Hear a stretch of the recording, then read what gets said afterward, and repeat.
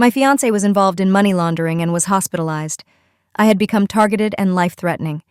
The chandelier sparkled above the ballroom, a cascade of crystal and gold. Beneath it, the city's elite swirled in silk and tuxedos, laughter tinkling like champagne flutes. Detective Irwin wasn't supposed to be here. He hated galas, especially charity ones. Too many cameras, too many phonies. But when he saw her name on the guest list, he requested the case himself, Vivian Wu. It had been 6 years since they last spoke.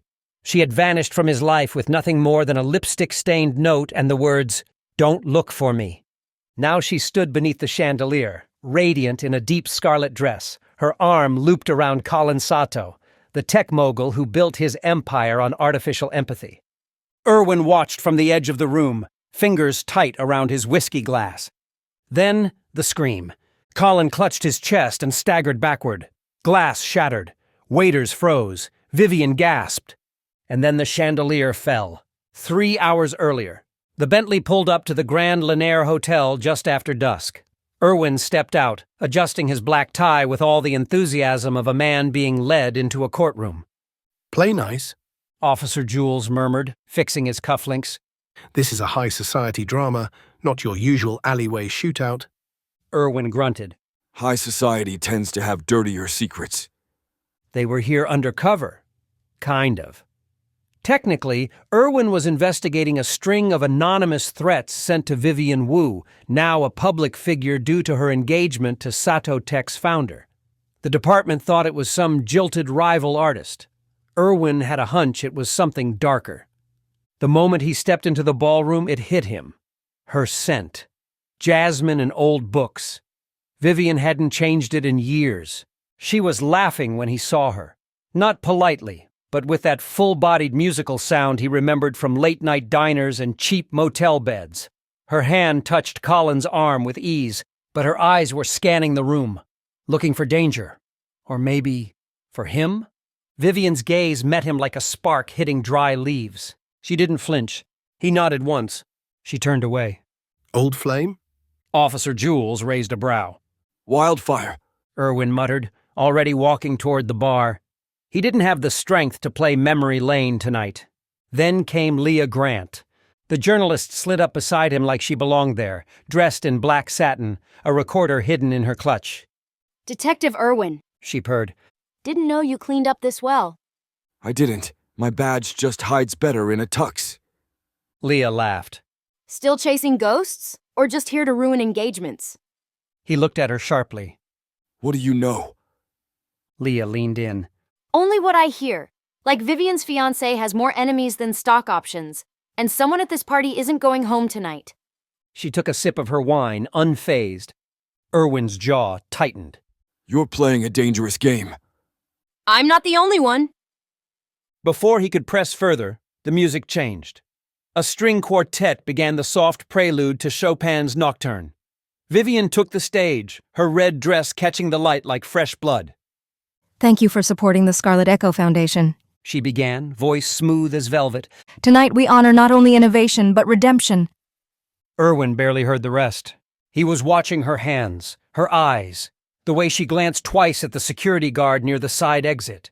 Something was wrong. She was afraid. Then Colin stumbled onto the stage beside her, white as a sheet, bleeding from the mouth, and the chandelier above them groaned, then snapped. Screams pierced the grandeur of the ballroom as the chandelier shattered across the marble floor, glass exploding in every direction like a crystal bomb. Guests tripped over chairs and each other. Blood smeared the white-tiled elegance. Detective Irwin moved fast. He ducked beneath a toppled dessert cart, found Colin Sato unconscious on the floor, still breathing, barely. His pupils were blown wide, and his mouth twitched like he was trying to speak. Jules! Irwin barked. Call it in. Medical, bomb squad, hazmat. Hell, bring the entire alphabet. He pressed 2 fingers to Colin's neck, pulse erratic. Vivian hovered nearby, her hands shaking, red dress torn at the hem. She reached out to touch Colin's face, but Irwin caught her wrist mid-air. Vivian, don't. She blinked. He needs me. He needs a decontamination team. We don't know what he was hit with. Her lips parted in horror. You think it was poison? I think it was planned. From the corner of the room, someone was filming.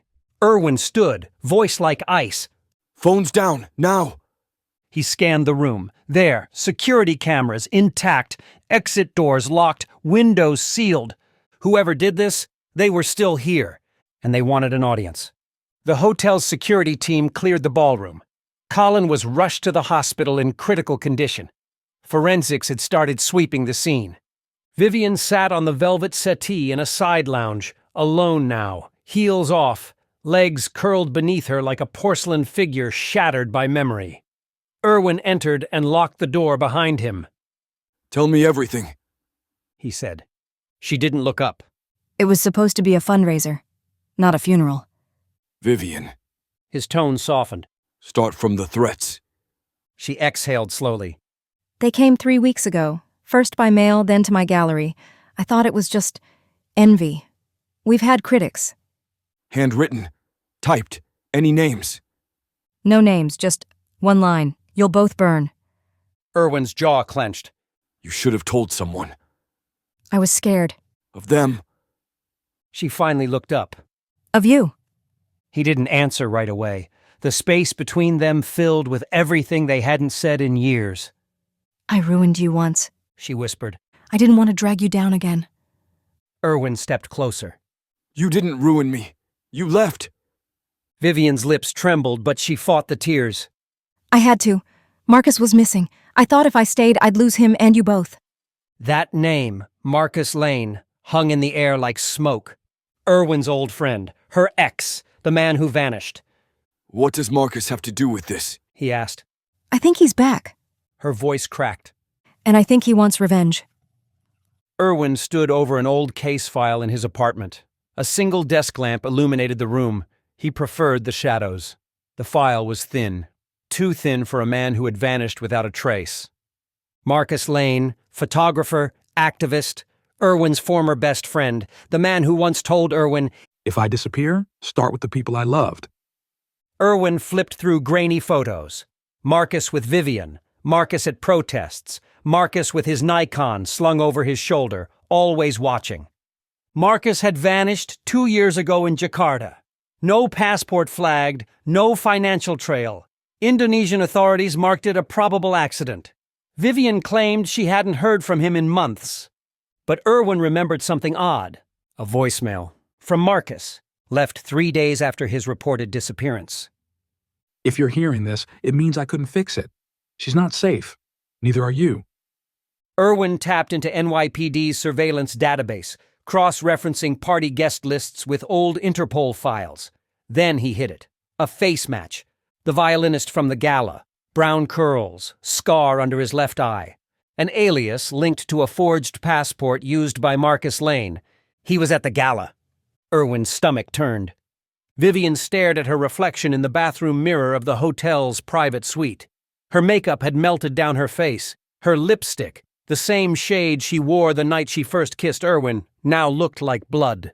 She gripped the sink. Vivian Wu had always been composed, controlled, but tonight she was unraveling. Colin's blood was on her heels. His life, maybe ending. Marcus's presence, maybe real. Irwin's voice, still in her head. A knock on the door made her flinch. It was Leah. What do you want? Vivian asked without opening. I know you saw him. Leah said through the door.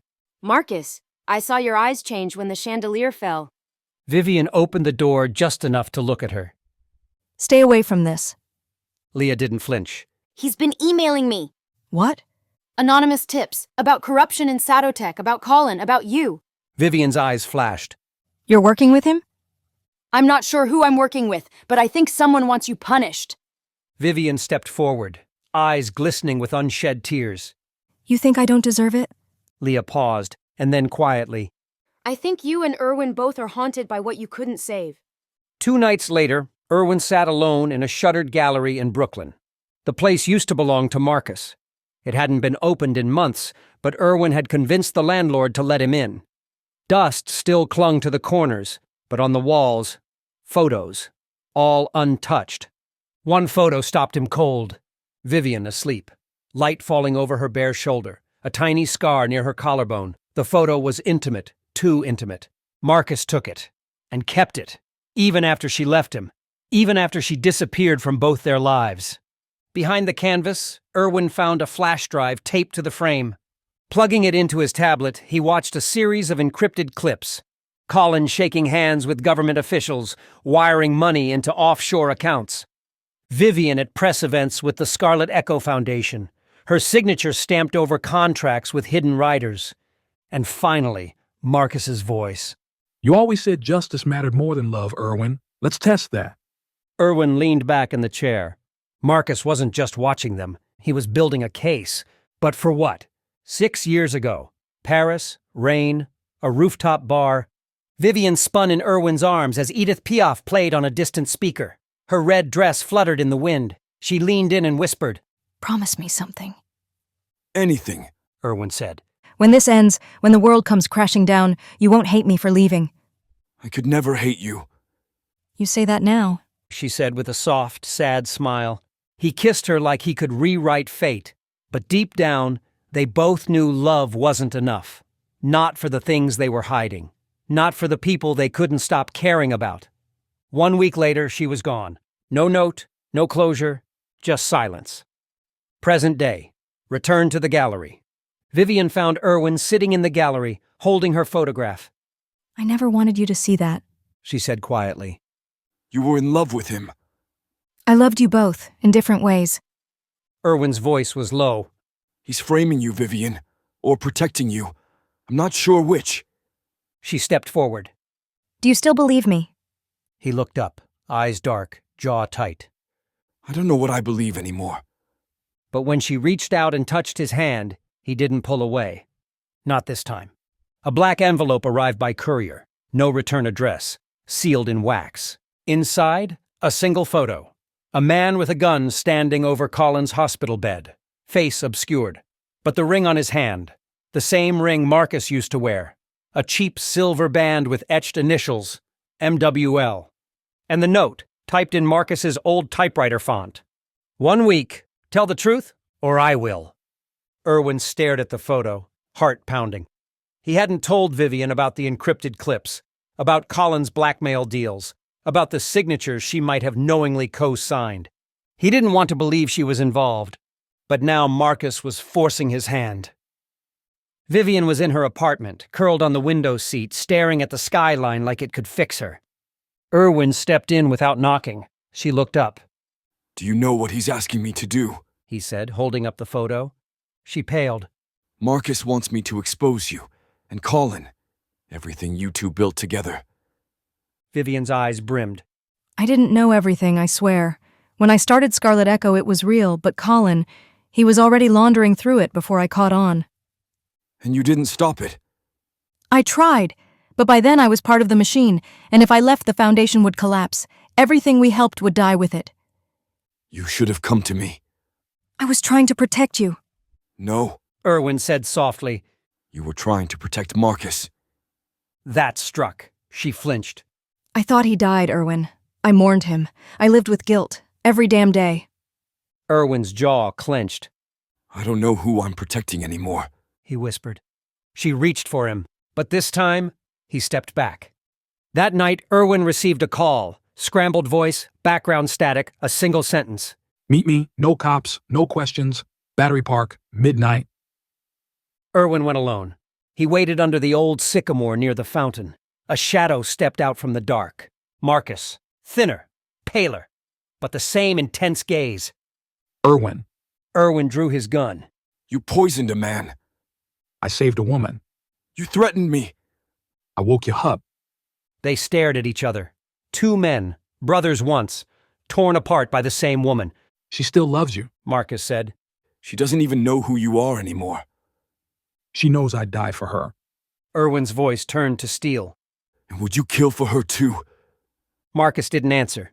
Instead, he handed Irwin a flash drive. This will bring Colin down. Publicly, cleanly. No blood. And Vivian? She'll burn. But from the ashes, maybe she finds peace. Irwin stared at the drive. Justice. Or her. Maybe not both. The story broke at 7:04 a.m. Charity of Lies, Scarlet Echo Foundation linked to offshore corruption scandal. News outlets exploded. Leaked documents, financial records, anonymous whistleblower commentary. Screens across the city glowed with Vivian's face, once admired, now dissected. Headlines used words like fraud, front, and blood money. Social media was merciless, and Colin Sato, still in a coma, was no longer the villain. Vivian was. Irwin burst into the precinct as calls poured in. Did you do it? Jules asked under his breath. Irwin shook his head. No, but I know who did. He pulled up the flash drive files. Every detail Marcus had collected, every dirty transaction, every wire transfer had been released. But the source had scrubbed the metadata. It wasn't Marcus's name on the upload. It was Leah Grant's. Vivian locked herself in the gallery's archive room. Her hands trembled as she watched her life unravel on the news. Former curator Vivian Wu, fiancé of hospitalized Colin Sato, now under federal investigation. She'd fought so hard to build something good, to fix what she and Marcus had broken, to prove she was more than a pretty face and a famous man's lover. Now it was all ash. A soft knock on the door. Irwin? Her voice was brittle. It's me. He said, stepping in, gently closing the door behind him. She turned, eyes hollow. Did you know he was going to do this? No, I thought I had time. I was going to stop him. She let out a ragged breath, almost a laugh. Too late. He won. I've lost everything. Irwin crossed the room. Not everything. Vivian looked up. You still trust me? I don't know, He said truthfully. but I still care. A beat of silence. I'd rather be ruined with you than right without you. He added. She broke then, collapsed into him, sobbing into his coat, and for the first time in years, he didn't hold back. That afternoon, Irwin confronted Leah at her office. You leaked it. He said without ceremony. Leah didn't deny it. I gave the people the truth. You gave Marcus exactly what he wanted. She tilted her head. He didn't send me the full files. He only gave enough to taint Vivian. He wants to punish her, not stop Colin. Irwin frowned. Then who gave you the rest? A long pause. Leah leaned forward. I think Marcus isn't working alone, and someone wants you off your game. Irwin narrowed his eyes. Who? She smiled faintly. Someone who wants Vivian all to himself. Or buried. Marcus stood in the shadows of an abandoned church in Queens. His contact arrived late. Sleek suit, expensive shoes, surgical precision in every step. Dr. Elias Chen, cyberneticist, former Sato Tech research head, and Colin's most silent rival. Fired quietly, discredited loudly.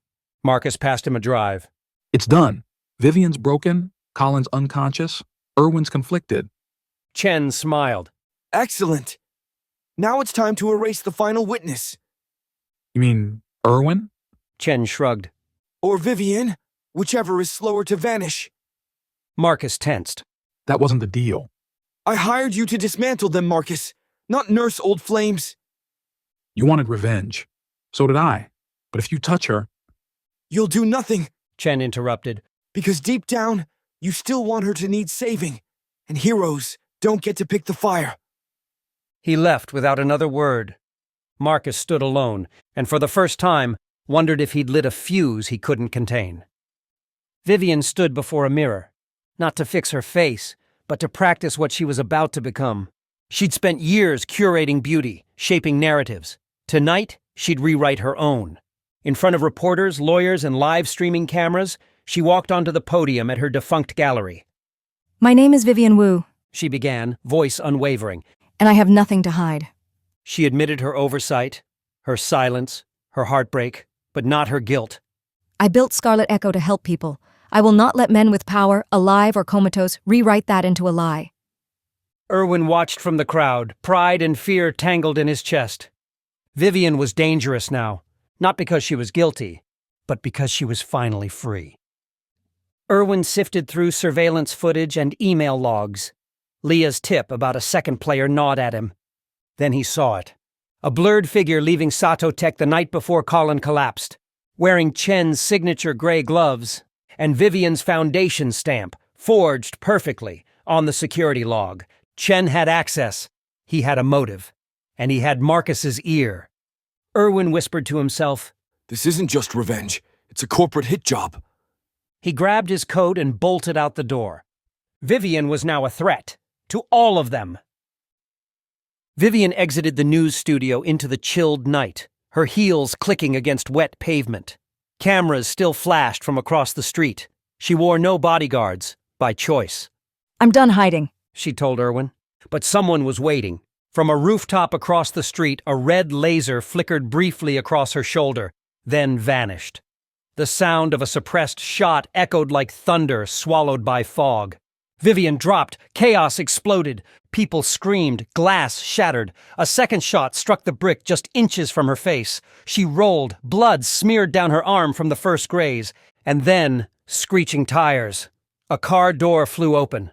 "Marcus!" Get in! He shouted. Vivian starred, disbelief on her face, but instinct took over. They vanished into the night as sirens began to wail. An hour later, in an abandoned subway tunnel lit by a single bare bulb, Irwin stood face to face with Marcus. His gun was drawn. Marcus didn't blink. She's alive. You're welcome. You don't get to be her savior and her executioner. I never wanted her dead. You leaked the files. You used Leah. You made her a target. Marcus stepped forward. I tried to scare her away from them, not destroy her. But Chen, he wants full control of Sato Tech. Vivian's just collateral. Irwin lowered his gun, barely. We take Chen down. He said slowly. Then we're done. Marcus nodded. Agreed. They shook once, not out of friendship, out of necessity. In a backroom safe house, Vivian sat with her arm bandaged. She looked at Marcus across the table, her eyes like daggers soaked in grief. I thought you were dead. I thought I had to be. You left me to rot, then you burned everything I built. You chose Colin. I chose survival. A long silence. Then she asked the one thing still hanging between them. Why didn't you tell me you were alive? Marcus's voice was quiet.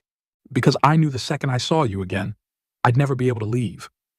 Vivian said nothing, but her silence was louder than any goodbye. Back in the city, Irwin worked with Leah to piece together Chen's digital fingerprint. Hidden shell companies, coded payment chains, AI-run servers masking real-world violence. They found the assassin, name Santiago Cruz, hired mercenary, last seen near Chen's private lab. Irwin grabbed his badge, then paused. If I don't come back, Leah rolled her eyes. Don't be dramatic. You're not dying until you fix all your romantic disasters. He smirked, then left. Inside the lab, Dr. Elias Chen stood in the center of his glass-paneled control room, waiting. His voice crackled over the intercom. Detective Irwin, Marcus, Vivian. I must say, I expected more subtlety from a curator, a dropout, and a disgraced cop. Irwin muttered. He's got cameras everywhere. Don't worry. Marcus said, slipping a custom EMP spike from his coat. Let's dim the lights. He stabbed the spike into the nearest control junction. A wave of blue light shimmered. Half the lights went out. Security drones activated. 2 black-bodied patrol units with facial recognition locks emerged, their mechanical arms arming tasers. Irwin ducked and shot one clean through its sensor. Sparks flew. Marcus tackled the second, slamming it against the concrete wall. It spasmed, then collapsed. I swear, nothing in your life is ever easy. Irwin hissed. No one writes poetry about easy. Marcus replied, breathless. Meanwhile, Vivian had already made it to the control level, but Chen was waiting. He triggered a steel blast door, cutting her off. Locked inside the corridor with a gas leak hissing to life. Vivian covered her mouth with a silk scarf and pulled a pin from her hair. She jammed it into the emergency override panel, manually shorting it. Sparks burst. Then the door groaned and cracked open. She emerged coughing, mascara smeared, eyes blazing. Chen looked startled. She raised her gun. You really thought I'd choke quietly, Elias?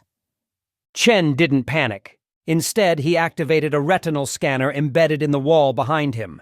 A secondary vault opened, revealing an experimental pulse rifle built from Sato Tech's abandoned weapons division. I built this for law enforcement, Chen said coolly. Irony, no? He aimed at Vivian. That's when Marcus arrived, diving in, grabbing Chen's arm. The two struggled violently, Chen firing one pulse that tore through a computer bank. Marcus took a hit to the side, grunting in pain. Chen broke free, raised the rifle again, this time at Vivian. Crack! Irwin shot the rifle clean out of his hands. You talk too much, Irwin muttered, stepping into the room. Blood trickled from Marcus's side, but he was still standing. Chen's hand darted for the detonator on his wrist. Don't! Vivian shouted. He pressed it. Nothing. Vivian lifted the master override remote. Boom insurance. Remember? Chen looked around. His empire ruined, his weapons disabled, his reputation already bleeding out in headlines. He dropped to his knees. Late afternoon, Manhattan. Autumn leaves blowing through the courtyard of the courthouse. Vivian Wu sat on a bench beneath a ginkgo tree, dressed in soft gray, no longer the woman the media called a villain or a phoenix, just a woman trying to be quiet again. She had been cleared of most charges. Thanks to Irwin's efforts, public outcry, and a reluctant internal review, the prosecution dropped the case. But the damage to her reputation, that would take longer to heal. The Scarlet Echo Foundation was dissolved. The gallery was shuttered. Her phone, once buzzing with invitations, was now mostly silent. She'd moved into a small walk-up in the East Village. Freedom never looked so plain. And yet she was at peace, because she'd chosen the truth. Finally. Irwin visited her often, but always in the evening, always after a long day at the precinct. He never stayed. Not yet. Tonight he sat beside her, watching yellow leaves scatter across the pavement. I miss the way we were, She said softly. Irwin nodded. We weren't ever simple, Viv, but we were real. I want real again. She whispered. He looked at her. Then give it time. She smiled, faint and sad. Time is all I have now. Meanwhile, Leah Grant's byline was back on the front page of the Chronicle, exposing more about Satotech's off-grid projects. She hadn't heard from Marcus in weeks, but she kept his voicemail. Sometimes she played it when no one was listening. You were the only one who ever saw through me. That's why I trust you. If I vanish, tell Irwin. Not to save me, to save her. Marcus Lane's old apartment remained untouched. Mail piled up, rent unpaid, but inside the freezer, beneath a false bottom, were photos. Vivian, Irwin, Elias Chen, and one blurred image of a man with a black serpent tattoo on his wrist. None of them knew it yet, but he was the reason Marcus disappeared again.